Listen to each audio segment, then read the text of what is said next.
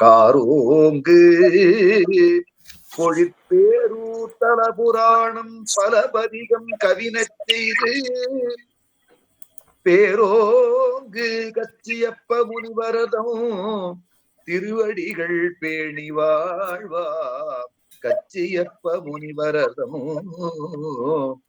திருவடிகள் பேணி வாழ்வா. திருச்சிற்றம்பலம். சிவாய நமக. சிவாய திருச்சிற்றம்பலம். கங்கையும் பெணிவன் திங்களும் கடுக்கையும் பொங்கலும் மரவும் தங்கு பொச்சடையும் முக்கணும் தாதை தானுவென்றுணர்த்த மென்மலர் கையங்குசபாசமணிந்து வெற்புயிர்த்து ஆரணங்கல்ல என்றுணர்த்தி வெண்கலி முழுதும் துமித்தருள் பட்டி விநாயகன் சேவடி பணிவா. திருச்சிற்றம்பலம். அடியார் பெருமக்களுக்கு வணக்கம். எல்லாம் வல்ல சிவகாமி அம்மை உடனாகிய அம்பலமான பெருமானது திருவருட்பெருங்கருணையினால் அருவான் அம்மை நாயன்மார்களது குருவருளினாலும் கச்சியப்ப முனிவர் அருளி செய்த பேரூர் புராணத்தை சிந்திக்கக்கூடிய மிகப்பெரிய சிவபுண்ணியத்தை நாம் அந்த புண்ணியத்திலே பங்கு கொண்டு திருவருள் பெறுகிற தொண்டர்களின் திருவடிகளையும் அருள் செய்த திருவருளை போற்றி மனம் மொழி மெய்களாலே வணங்கி கச்சியப்ப முனிவர் அருளி செய்த பேரூர் புராணத்தில் முசுகுந்தன் முகம் பெரு படலம் என்ற பகுதியை சிந்தித்துக் கொண்டிருக்கிறோம். கலிங்க நாடு என்ற அருமையான ஒரு நாடு. அதுல சிவனடியாராக ஓர் அந்தணர் வாழ்ந்தார். அவருக்கு தவத்தால் ஒரு பிள்ளை சுகுமாரி என்று பெயர். அந்த பெண்ணுக்கு ஒரு எண்ணம் வந்தது பாருங்க, ஏனைய பெண்களைப் போல நாம் வாழக்கூடாது, திருவருளை சிந்திக்க வேண்டும் என்று அந்த பெண் நினைத்தாள். தந்தையிடத்துல போய் காலில் விழுந்தாள். அந்த தந்தையார் அந்த பெண்ணுக்கு மந்திர அதிகாரம், அர்ச்சனா அதிகாரம். மந்திர அதிகாரம் என்பது சமயதீக்கு, அர்ச்சனா அதிகாரம் என்பது விசேட தீக்கு, ரெண்டையும் கொடுக்கும். அதை பெற்றுக்கொண்டு தினமும் பூசணும். காலையில் எழுந்தால், குளித்தால், நந்தவனத்துல போய் 108 மலர்களை எடுத்துக்கொண்டு இறைவனை பூசித்துக் கொண்டிருந்தார். இந்த நேரத்தில் நந்தவனத்திலே பூவெடுக்க வந்த பொழுது ஒரு கந்தர்வன் ஒருத்தன், விதூமன் பெயர், அவன் இந்த பெண்ணை பார்த்து, நீ என்னை கல்யாணம் செய்து கொள்ள வேண்டும். அந்த அம்மா சொன்னா, நான் சிவபெருமானை சிந்தித்துக் கொண்டிருக்கேன், இது மேல எனக்கு விருப்பம் இல்லை, விட்டுவிடமா இல்லையா? தொடர்ந்து பின்தொடர்ந்த. அதனால் குரங்கு போல் பின்தொடர்ந்ததால், பிடித்த பிடியில் நின்றதால் நீ குரங்காக. சிவபூஜை பண்றவங்க சொன்னா பலிக்குங்க, மறந்துடாதீங்க. சிவபூஜை செய்பவர்களுக்கு மிகுந்த ஆற்றல் உண்டு. அப்படி அந்த அம்மா சொன்னா குரங்கா. திருப்பி அந்த குரங்கு என்ன செய்தது? எல்லா பக்கம் மலைகளை காடுகளில் சுத்தி கொண்டு கைலாய மலைக்கும் போயிடுச்சு. கைலாய மலையில சிவபெருமான் ஒரு வெள்ளு மரத்துக்கள் இருக்கு. இந்த குரங்கு மேல ஏறி ஆடிச்சு, சாமி மேல தூசெல்லாம் விழுந்தது. உடனே உமையம்மை பார்த்தார்கள், மிகவும் கோபப்பட்டார். அப்பொழுது சாமி சொன்னார், நமக்கு வில்வ இலையால ஒரு வேடம் பூசித்த பொழுது அவருக்கு நன்மை கிடைத்தது, அருளியதை நீ மறந்து விட்டாயா என்று நினைவூட்டி அந்த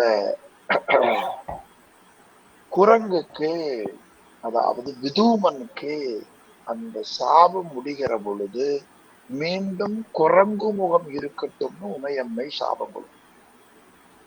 சாமி பார்த்து அந்த அந்த குரங்கு முகம் இருந்த காந்தர்வனுக்கு இந்த உலகமெல்லாம் ஆளக்கூடிய அரசை உனக்கு கொடுத்தோம் என்று இறைவன் சொன்னார். இதுதான் நாம் கடைசிய பாட்டை பாடுத்து. மங்கை உமை கேட்டு மகிழ் கூர்ந்து அருள் வழங்க அங்கனரும் அம்மனம் அழைத்து உலகமெல்லாம் துங்க முசுகுந்தன் தோன்றி முசுகுந்தன் எனத் தோன்றி அரசாழ்க என்று ஓங்கி வரம் நல்கி உமையோடு அவன் மறைந்தான். உமாதேவியும் சிவபெருமான் சொன்னதை கேட்டு மகிழ்ந்து அருள் வழங்கி இறைவனும் இந்த முசுகுந்தன் என்ற பெயரோடு அரசாழ்க என்று பெரிய வரத்தை கொடுத்து உமையோடு அவன் மறைந்தான். இதுதான் நாம் சென்ற வகுப்பிலே சிந்தித்த பாடம். தொடர்ந்து பசு உயர்த்திய பரமனார் அருளிய வரத்தால் விசுவம் யாவையும் வெண்குடை நீளக்கீழ் குளிர்ப்ப முசுமுகத்துடன் முறை பொறி அறையர் தன் குலத்துள் அசுவமேத 100 ஆற்றினோன் அஞர்கட உதித்தான். பசு உயர்த்திய பரமனார். பசு என்பது இடபக்குடி. இடபக்குடியை உடைய இறைவனாகிய பெருமான் அருளிய வரத்தால் விசுவம் யாவரையும், விஸ்வம்னா பெரியது, அதாவது உலகம் என்று பொருள். இந்த உலகத்தை முழுவதையும் வெண்கொற்ற கொடை கீழ் ஆட்சி செய்ய முசு முகத்துடன், முசுன குரங்கு, இந்த குரங்கு முகத்துடன் முறை புரி அறையர்த்தம் குலத்துள், அந்த முசு முகத்து குரங்கு முகத்தோடே அரசர் குலத்தில் 100 அஸ்வமேத யாகம் செய்தார். அசுவமேத 100 ஆற்றினோன்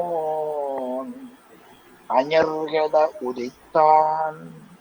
அப்படி அஸ்வமேத யாகம் செய்த இந்திரனுடைய துன்பம் கெடுமாறு உதித்தான்.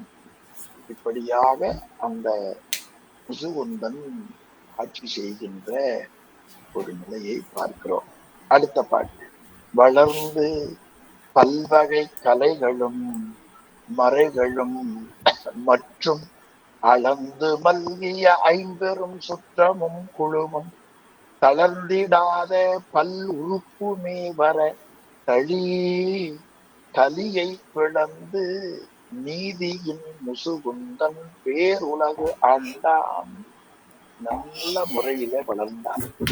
பல கலைகளையும் மறைகளையும் கற்றான்.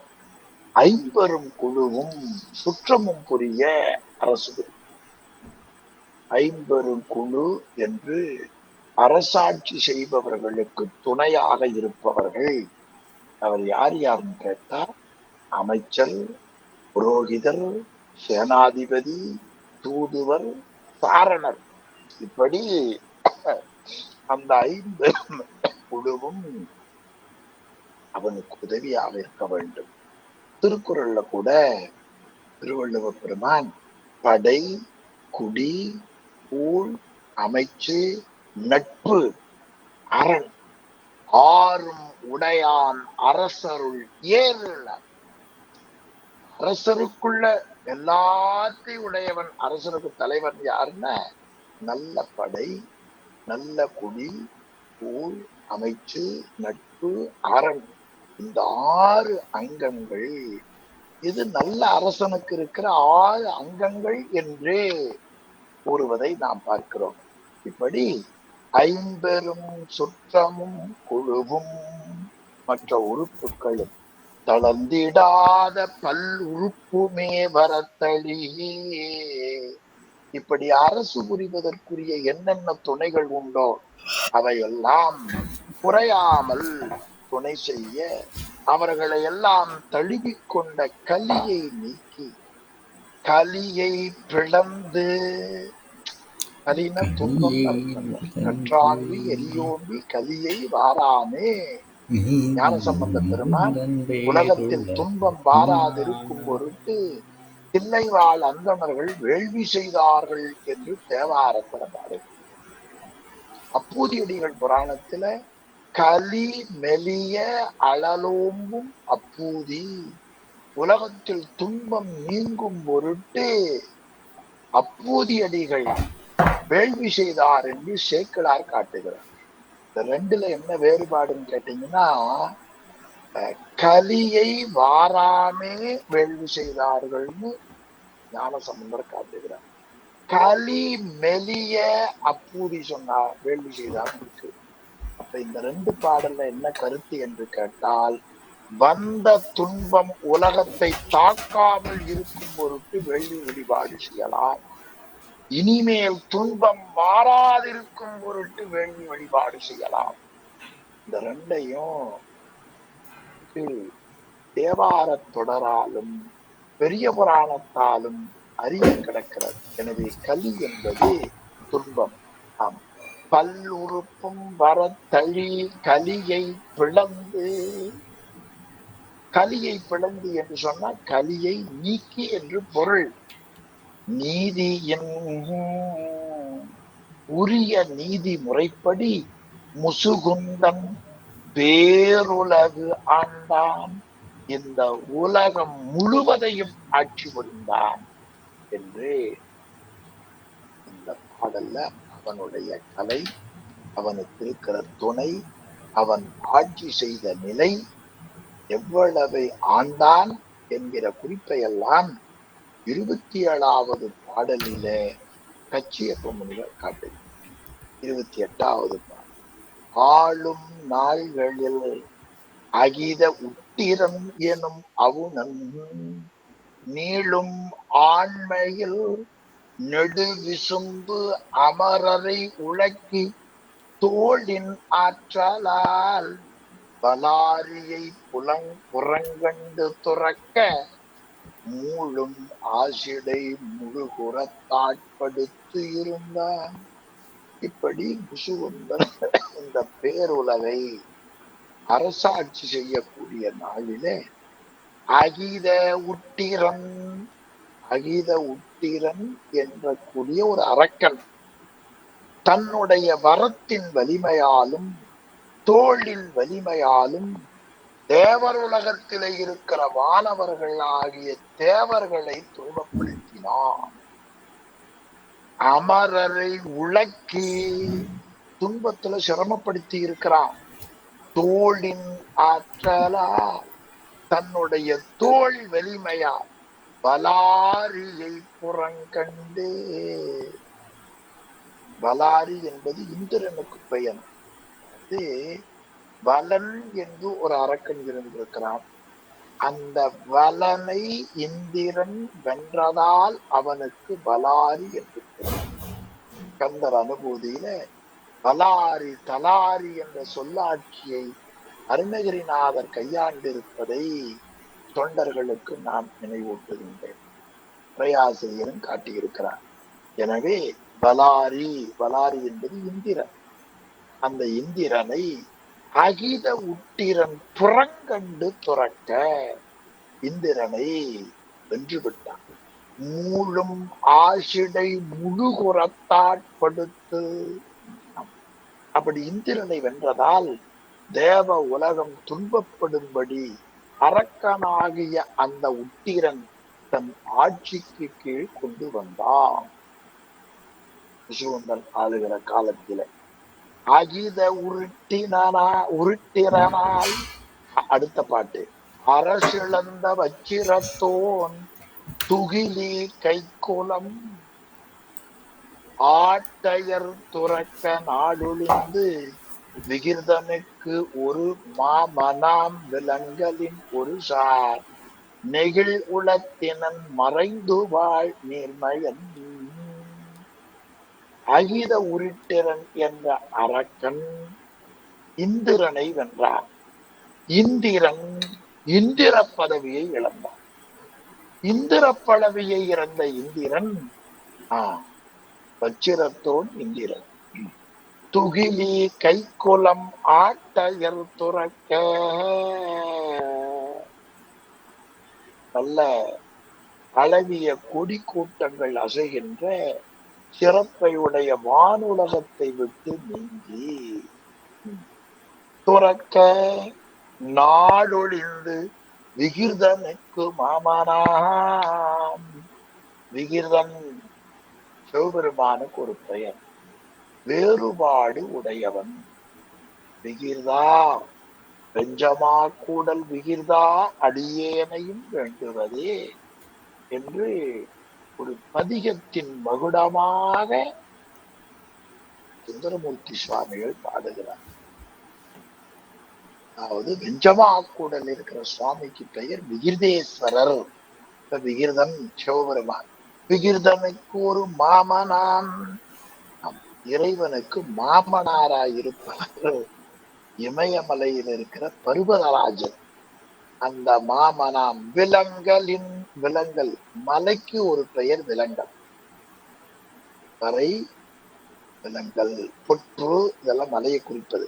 விலங்கலின் ஒரு சார் நெகிழ் உளத்தினன், மனமகிழ்ந்த உள்ளத்தோடு இமயமலையினுடைய ஒரு பக்கத்தில இந்திரன் மறைந்து வாழ்ந்தான். மறைந்து வாழ் நீர்மயம். அப்படி வாழ்ந்து கொண்டிருக்கிற ஒரு காலத்தில் அடுத்த பாட்டு, முருகு பூம்பொழின் முதிர்ந்த அத்திருவரை சாரல் பெருகு மாதவம் இழைத்திடும் பிறகுமா முனிவன் தருகு மாரியை கண்டனம் தகை அணங்குறுத்த அருகு போந்து கைப்பற்றி ஈர்த்தனம் அறம் துளங்க. நல்ல மனம் வீசக்கூடிய அழகிய சோலைகள் மிக்கு இருப்பது கைலாயமலை. முருகு பூம்பொழின் முதிர்ந்த அத்திருவரை, வரை என்பது மலை, திருவரை என்பது சிறப்பு மிக்க மலை, சிவபெருமான் எழுந்தருளி இருக்கிற மலை. வரை சாரல், அந்த கைலை மலை சாரல் பெருகு மாதவம் விளைத்திடும் பிருகுமா முனிவன், மிகப்பெரிய தவத்தை செய்து கொண்டிருக்கிற பிறகு முனிவர் அங்கே தவம் செய்து கொண்டிருக்கிறார். தருகு மாரியை கண்டான், தருகு மாரியை கண்டான், அதாவது அந்த முனிவரின் மகளை இந்திரன் கண்டான். தரு குமாரியை கண்டான், தவறா படித்துட்டான்.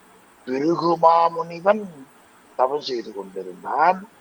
அந்த தவம் செய்து கொண்டிருக்கிற அந்த இமயமலை சாரல்ல பிருகுமாமணிவன் தரு குமாரியை கண்டனன், அந்த முனிவன் முனிவருடைய மகளை இந்திரன் கண்டான். அப்படி கை பண்ண உடனே இவனே அந்த உதித்திரன் அரக்கலால தனக்கு இருக்கிற பதவி போய் இமயமலை சாரல்ல மறைந்திருக்கிறான். கொஞ்சமாவது யோசிக்க வேண்டாமா? முனிவர் காலில் விழுந்து ஏதாவது இதுக்கு விமோச்சனம் தேடி இருக்கலாம் அல்லவா? இவன் கட்ட நேரம் விடல. இப்படித்தான் எல்லாருக்கும் வந்து சேரும் வினை. அடியார் தொடர்பு இருந்தால் அறிவு கெடாமல் பாதுகாக்கும், இல்லை என்றால் உலக துன்பம் நம்மை ஈர்த்து அதிலே ஆழ்த்தி விடும். இவன் என்ன பண்ணிக்கணும், அங்க குமாரியை பார்த்து உடனே அந்த அம்மா காலில் விழுந்து உங்க அப்பாவோட சொல்லி எனக்கு ஒரு உதவி பண்ணி கொடுப்பா, எனக்கு மறுபடியும் இந்திர பதவி எடுக்கணும் கேட்டிருக்கலாம் இல்ல. அவன் கெட்ட நேரம் விடல. அவன் என்ன பண்ணி நான் செய்து தெரியுமா? அருமையா சொன்னான். அருகு போந்து பக்கத்துல போனான். கால் உழுகிறான்னு நினைச்சிடாதீங்க.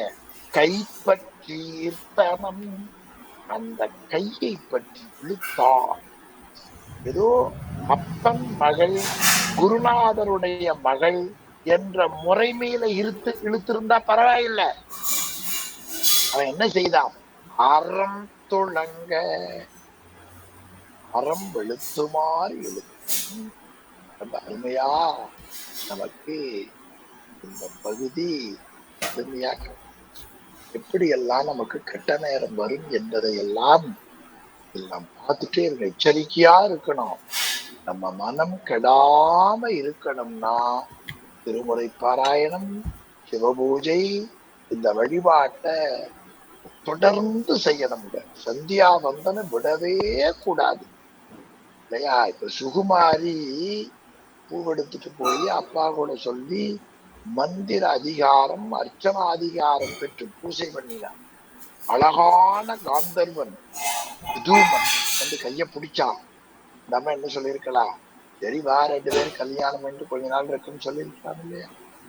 அந்த அம்மா சொன்னா, எனக்கு இதுல விருப்பம் இல்லைம்மா, என்னை விட்டு.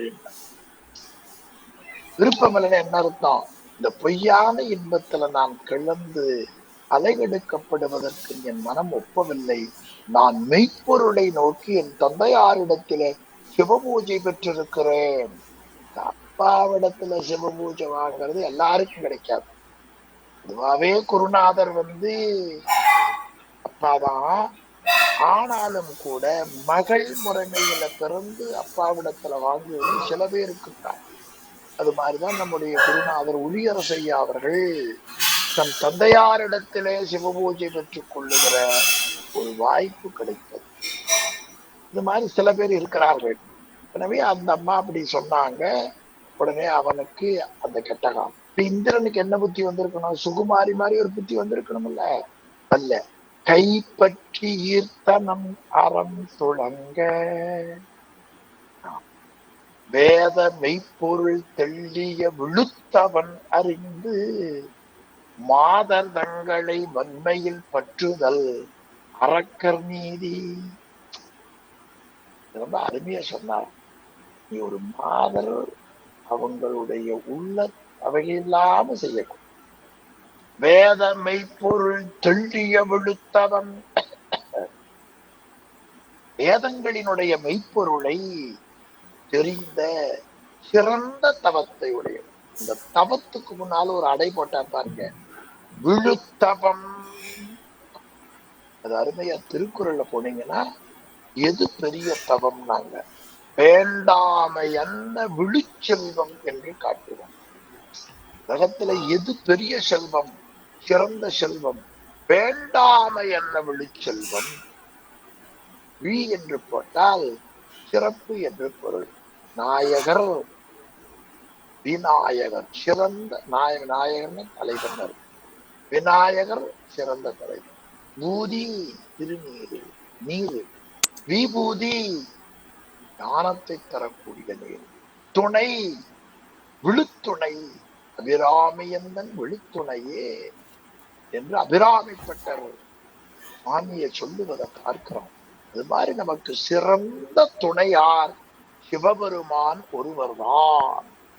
சிறந்த துணையார் சிவபெருமான். குற்றாலத்து அமர்ந்து உறையும் கூட்டமல்லால் நமக்கு உற்றார் யார் உளரோ என்று காட்டினார்.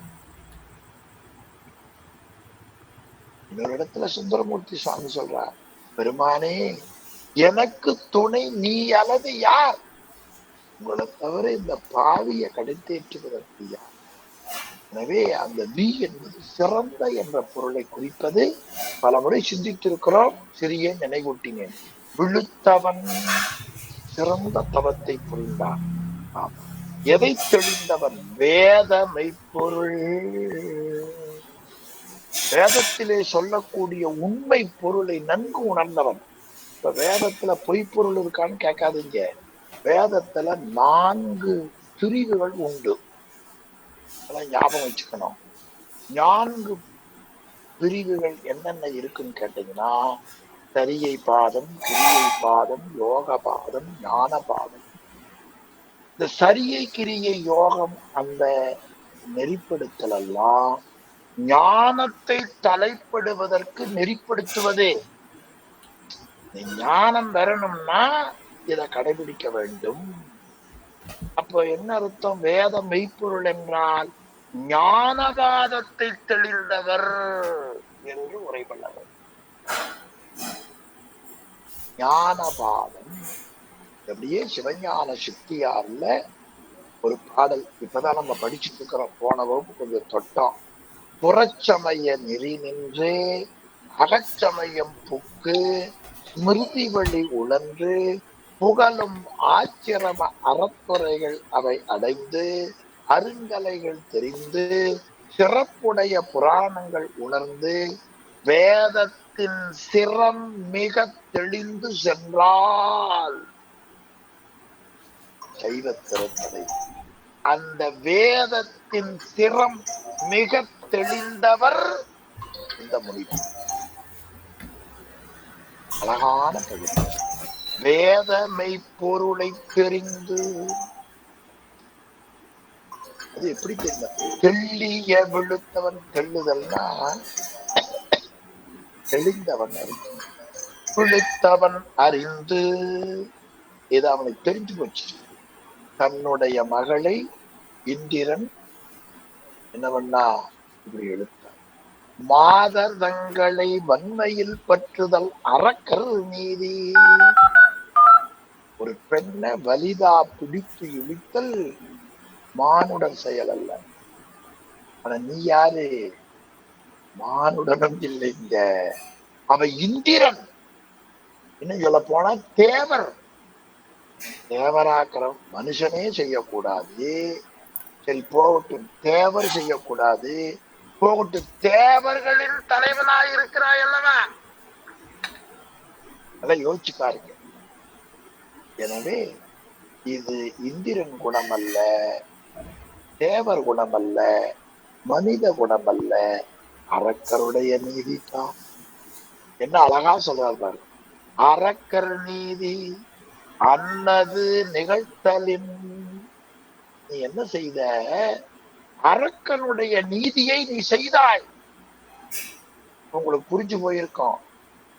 அரக்கர் செயலை நீ செய்தாய். ஒரு பாட்டு நான் உங்களுக்கு நினைவூட்டுவேன். அப்ப எளிமையா நீங்க அத புரிந்து கொள்வதற்கு வாய்ப்பாக இருக்கும். அப்ப அவ என்ன சொன்னா, அதாவது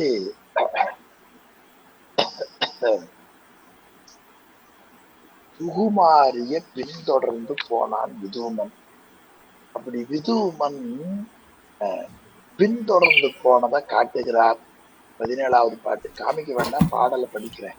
வாழாது ஏகல் வழக்கேயோ மருந்தாய் அழிக்கும் ஒரு நீ நாளாய் ஒளிந்தேன் எனக்கு இறங்காய் அணங்கே என்று விதூமன் எதிர்மீளான்.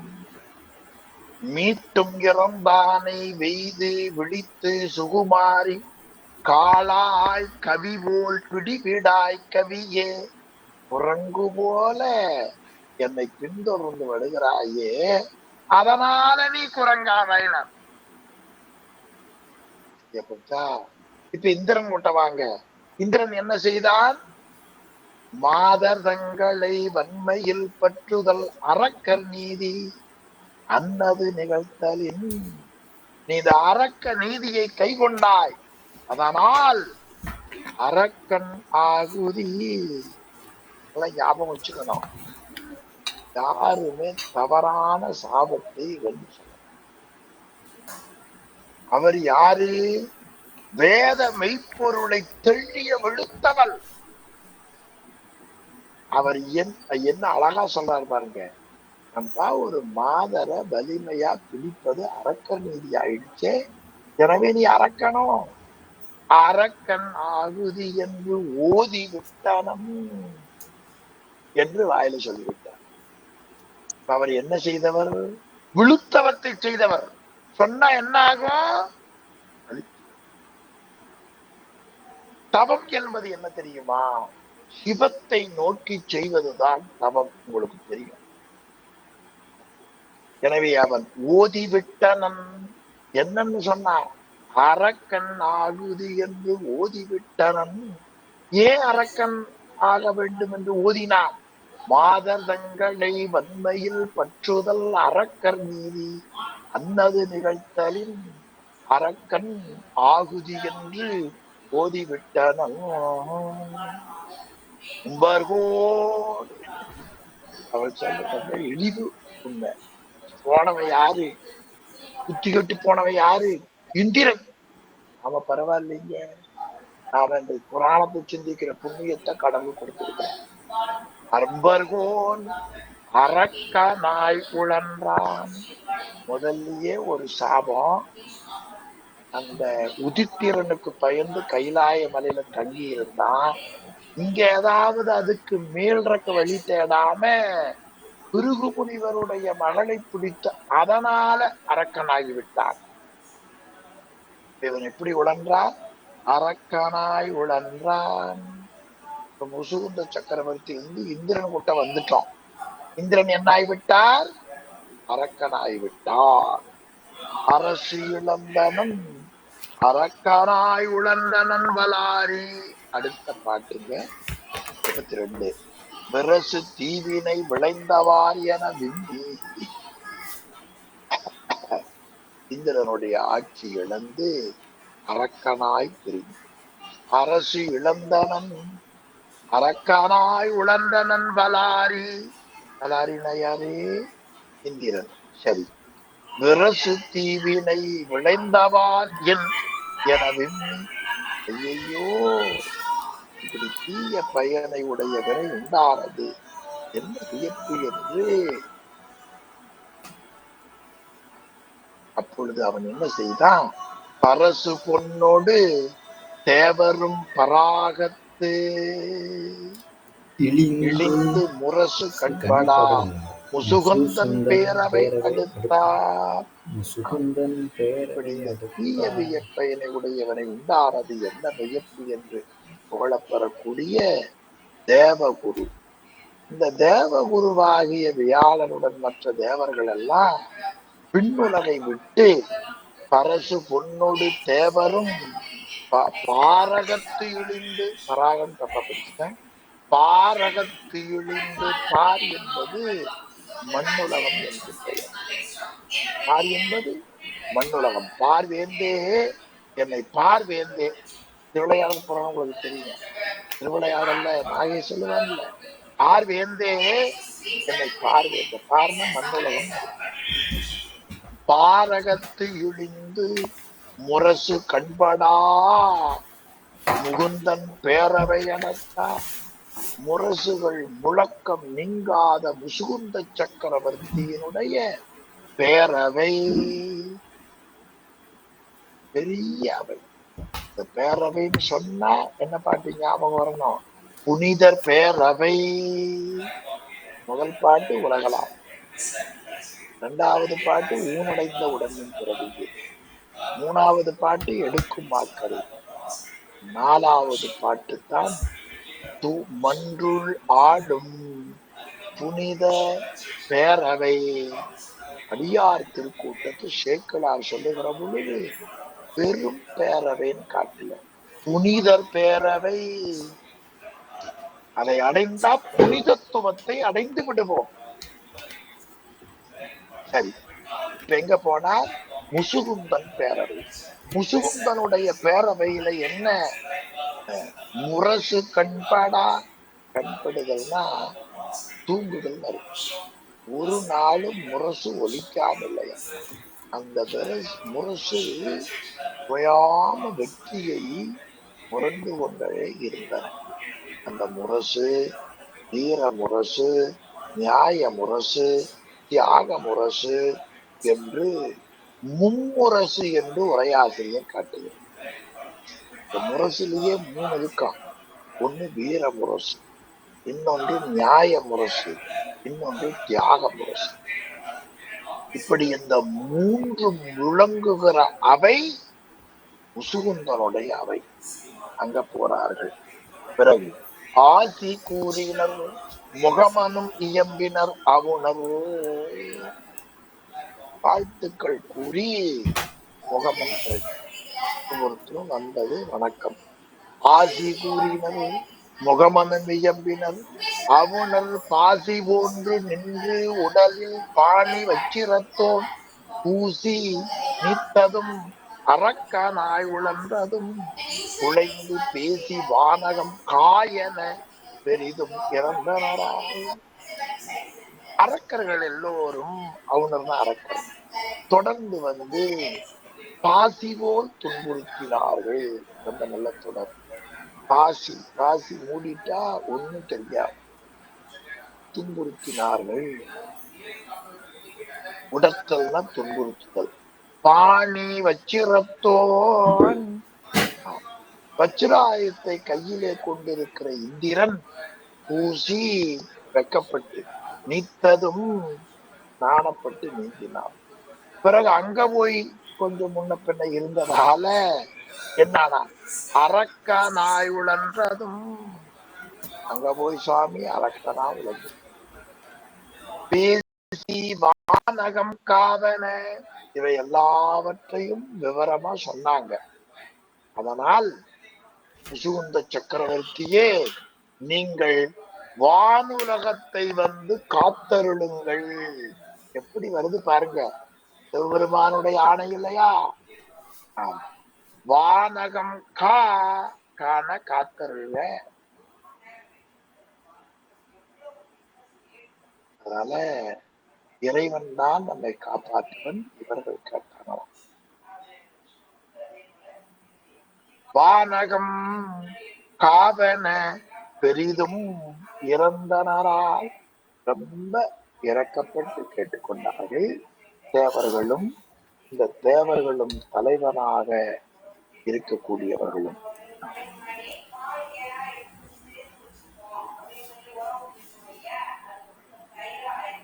அடுத்த பாட்டு. தேவர் தம்மிடர் தீர்த்திடேனாயின் இச்சனத்து ஆவது என்ன என்று அமர்களுடன் விசும்பு ஏகி தாவரும் படை அகித உட்டிரன் உயிர் சாடி பூவர் கற்பக பொழில் முசுகுந்தன் காத்தனால். என்ன சொன்னாரு? தேவர் தங்கிட தீர்த்திரே நாயின் இச்சனத்து ஆவது என்னை. தேவர்களுக்கு இருக்கக்கூடிய துன்பத்தை போக்காவிட்டால் இந்த பிறவியில பிறந்து என்ன பயன்? எப்படி முசுகுந்தன் எண்ணி இருக்கிறார். என்னை என்று எண்ணி அமரர்களுடன் விசும்பு ஏகி விண்ணுலகத்துக்கு சென்றார். அங்க போய் தாவரும் படை கெடுதல் இல்லாத படைகளை உடைய அகித உட்டிரன் அவர் அரக்கன் உயிர் சாடி அந்த அகித உட்டிரனை அழித்து பூவர் கற்பக பொழில் கற்பகச்சோலையுடைய விண்ணுலகத்தை முசுகுந்தன் காத்தனால் அந்த தேவர் உலகத்தையும் இந்திரன் வலி இழந்து. அடுத்த பாட்டு. இன்னல் கோட்பட கந்தரன் என்று உளம் கலக்கும் எங்களை வந்தனை புறந்தனை மன்ன இங்கிருந்து அந்தமில் அரசு செய்தருள் என்றார் சுரன். இந்திரன் வலி இழந்து இன்னல் கோட்பட இந்திரன் தன்னுடைய வலிமையை இழந்து. இன்னல்னா துன்பம் அர்த்தம். அவன் துன்பத்தால் கொல்லப்பட்ட காரணத்தால் கந்தர, கந்து என்ற சொல் நல்ல சொல்லுங்க. கந்து என்பது பற்றுக்கோடு என்று பொருள். தொல்காப்பியத்துல கொடிநிலை வள்ளி கந்தளி. கந்தளி என்பது பற்றுக்கோடு. கொடிநிலை வள்ளி கந்தளி. கந்தளி பற்றுக்கோடு. நாங்க பற்றுக்கோடு இல்லாமல் இருக்கிறோம். கந்தர நின்று உளம் கலங்கும். நாங்க ஒரு அரசன் இல்லாமல் பற்றுக்கோடு இல்லாமல் மனம் எங்களை வந்தனை புறந்தனை மன்ன. நாங்கள் வருத்தப்பட்டு கொண்டிருக்கிற பொழுது எங்களை மன்ன. புறத்தல் காத்தல் என்று பொருள். புறத்தல் காத்தல். மன்ன சக்கரவர்த்தி இங்கிருந்து இந்த விண்ணுலகத்தில் அந்த மில் அரசு செய்து நீங்கள் அழிவில்லாத ஆட்சியை ஏற்றுக்கொண்டு அருள் அருள் புரிவீர்களாக. அருள் என்றார் அருள் புரிவீர்களாக என்றார் சுரர் என்று தேவர்கள் எல்லாம் சூழ்ந்து வணங்கி முசுகுந்த சக்கரவர்த்தியை கேட்டுக்கொண்டார்கள். அடுத்த பாட்டு. கடவுளர் மொழி கடவாமை மன்னன் அடலறியாதனத்து ஆங்குவை புடவியும் ஏனை பொழிலும் காத்தனம் இடர் முழுது ஒளிந்தன உலகு ஈரேழுமே. கடவுளர் மொழி கடவாமை, கடவுளர்னா தேவர்கள். அந்த தேவர்கள் கூறியதை தட்ட முடியாமல் முசுகுந்த சக்கரவர்த்தி அடல் அறியாதனத்து வலிமை பொருந்திய அரியணையிலே அமர்ந்தார். ஆங்குவை ஹுபு அப்படி அமர்ந்து அந்த தேவர் உலகத்தை பாதுகாத்தார். உடவியும் ஏனை பொழிலும் காத்தனன். ஆக தேவர் உலகத்தையும் 14 உலகங்கள் இடர் முழுதும் ஒளிந்தன உலகு ஈரேழுமே. ஈரேழு 14 உலகங்கள். இப்படி 14 உலகங்களிலேயும் துன்பம் முழுவதையும் நீக்கி அரசாட்சி புரிந்தான் முசுகுந்த சக்கரவர்த்தி. இதுக்கு என்ன காரணம்? சிவபெருமானுடைய அருளாணை என்பதை கூடவே நீங்க ஞாபகம். திருத்தொண்ட நாயனார் புராணத்துல பரஞ்சோதி என்பவர் தான் சிறுத்தொண்டருக்கு, அதாவது சேனாதிபதியாய் இருக்கிற பொழுது அவருக்கு பெயர். அவர் வாதாபியை வெற்றி கொள்ள போனார். அப்படி வாதாபியை வெற்றி கொண்டு தொன்னகரத்தை துகள் நகரமாக்கினான் சேக்கிழார். வெற்றி கொண்ட பொழுது அமைச்சர்கள் எல்லாம் சேர்ந்து இந்த வெற்றியை ஒரு மகிழ்ச்சியான விழா எடுத்தார்கள். அரசபையில் எல்லாரும் சொல்லியிருந்தார்கள். பரஞ்சோதி வந்தார். அப்பொழுது இந்த வெற்றிக்கு காரணம் என்ன என்று மன்னனிடத்தில உடன் இருக்கிற அமைச்சர்கள் சொல்லினார்கள். பரஞ்சோதியின் வெற்றிக்கு காரணம் என்ன தெரியுமா? அவர் சிவபெருமானையும் அடியார்களையும் புசிப்பவர். இதான் வெற்றிக்கு காரணம். நமக்கும் கூட. அப்பொழுது அந்த மன்னன் காலில் விழுந்து, நான் உங்களை தவறுதலாக பணியில் அமர்த்தி விட்டேன் என்று வணங்கி வேண்டிய செல்வத்தை கொடுத்து, நீங்கள் சிவப்பணியையும் அடியார் பணியையும் தொடர்ந்து செய்யுங்கள் என்று பதவியிலே இருந்து விலக்கு கொடுத்தான் என்று திருத்தொண்ட நாயனார் புராணத்தில் சேக்கிழார் காட்டு.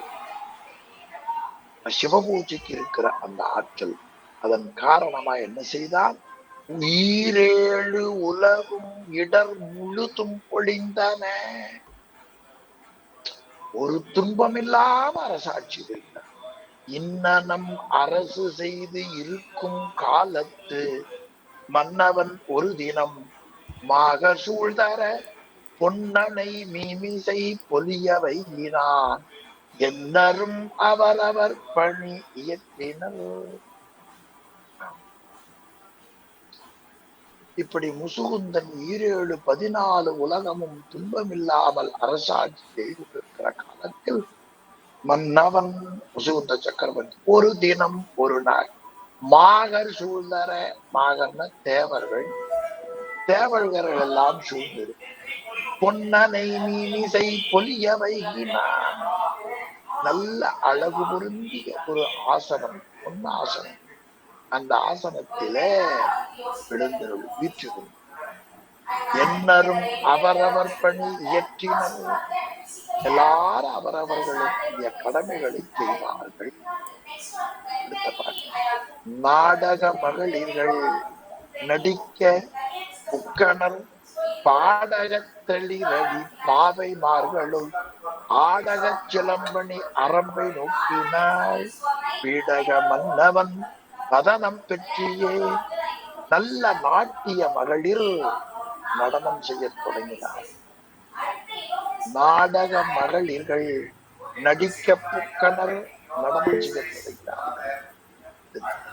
பாடக தளிரடி பாவைமார்களுள் நல்ல சிலம்பணிந்த தளிர் போன்ற அடியுடைய நாடக மகளிர்கள் பொன்னாலான சிலம்பை அணிந்த அரம்பை என்று சொல்லக்கூடிய ஒருத்தி.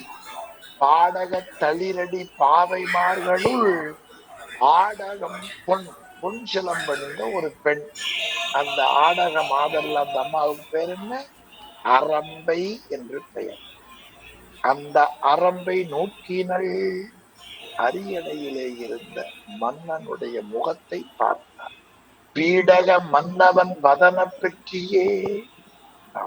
பீடகம் என்று சொன்னா அந்த அரியணையிலே இருக்கிற சக்கரவர்த்தியினுடைய முகத்தை பார்த்தார். அதுக்கப்புறம் பாரு, பாங்குரு மாதரை பார்த்து பையவே இங்கிவன் முசுகோலோ என்று நக்கனள். ஆங்கிது குறிப்பினால் அறிந்து மன்னவன் இங்கிய சமல் புலம் மேவினான் அரோ. அந்த அரம்பை என்ன செய்தா, பக்கத்தில் இருக்கிற நடனமாடக்கூடிய ஒரு பெண்களை பார்த்து பையவே, பையன மெதுவாக பையவே சென்று பாண்டியர்க்கு ஆகவே என்று திருஞான சம்பந்தரும் பையவே என்ற சொல்லை பயன்படுத்தியிருக்கிறார். அது அந்தந்த ஊர்ல நடக்கும் ஒரு வேடிக்கையான மைய சொல்லுவார். ஒரு வெளியூரில் இருந்து விமான நிலையத்துல இறங்கினார். அந்த ஊர் விமான நிலையத்துல இருந்து பக்கத்துல ஒரு சின்ன இடம், பேருந்துல ஏறினார். காலை நேரம் 500 ரூபாய். அந்த பேருந்து போற நேரம் 20 ரூபாய் தான். 500 ரூபாய் கொடுத்தோன்னே, என்ன காலங்காத்தால இப்படி 500 ரூபாய் கொடுக்குறீங்களே, இப்பதானே முதல் வண்டி புறப்படுது, இதுக்குரிய சில்லறையை கொடுத்து வாங்குங்க என்று அந்த நடத்துனர் சொன்னார். ஓட்டுநர் டிரைவர், நடத்துனர் கண்டக்டர் சொன்னார். அவர் பாண்டிய நாட்டிலிருந்து ஏதோ பணியா வெளியூர் போயிட்டு வந்தார், இறங்கியிருக்கிறார். அப்பொழுது அவர் என்ன சொன்னார், பைய கொடுங்க பைய கொடுங்கன்னார். ஞாபகம் வச்சுக்கங்க, பைய கொடுங்க பைய கொடுங்கன்னார். முதல்லயே சில்லறை கொடுக்கலையா, அந்த ஊருக்கார் கோவம் வந்துச்சு. நீ சில்லறை வேற கொடுக்கல, என் பைய கொடுங்க பைய கொடுங்க நான் கேட்கிறேன் என்று அவனுக்கு கோவம் வந்துச்சு. பைய கொடுக்கல என்ன அர்த்தம், இறங்குற போது சில்லறை வந்ததுக்கப்புறம் மெதுவா கொடுங்கன்னு அவரு சொன்னார். பைய கொடுனா மெதுவா கொடுன்னு அர்த்தம். இவர் பைய கொடுன்னு அவர் என்ன நினைச்சிட்டாரு, நாம் அந்த சில்லறை போட்டு வச்சுக்கிறோம்ல, அந்த கண்டக்டர் நடந்த கையில் ஒரு பைய, அந்த பைய கொடுங்கன்னு கேட்கிறார். நீ சில்லறை கொடுக்கறது மட்டும் அப்படின்னு என்ன அர்த்தம்னா, நம்பிக்கை இல்லாம பையை காட்டு பார்க்கலாங்கிறக்காக வேண்டி இவன் பைய கொடுங்கன்னு கேட்கிறான் பாரு என்று ஒரு நகைச்சுவைக்காக எங்க ஆசிரியர் சொல்லுவார். பையனை மெதுவாக மெல்ல, என்ன மன்னனுக்கு கேட்டக்கூடாது, மக்களுக்கு கேட்டக்கூடாது, மெல்ல காதோடு காது வச்சு பக்கத்தில் இருந்த அந்த பெண்ணோட, இங்கு இவன் முசுகோலோ, ஏண்டி இவன் என்ன குரங்கு முகமா, முசுகுனா குரங்கா இவன், சக்கரவர்த்தி அப்ப என்ன தெரியுது, அவளுக்கு அது தெரியல. இங்குவன் முசுகோலோ என்று சிரித்தான். இதான் வம்பு. நக்கனள் ஆங்கது குறிப்பினால் அறிந்த மன்னவன். மன்னவன் என்ன நினைச்சீங்க, நாட்டை பற்றி சிந்தனை இருக்க வேண்டும். அவனுடைய கண் நாட்டியத்துல மட்டும் இருக்கக்கூடாது, அங்கே நடக்கிற நிகழ்ச்சிகளை எல்லாம் அப்படியே நெஞ்சுக்குள்ள தகைத்து கொண்டிருக்க வேண்டும்.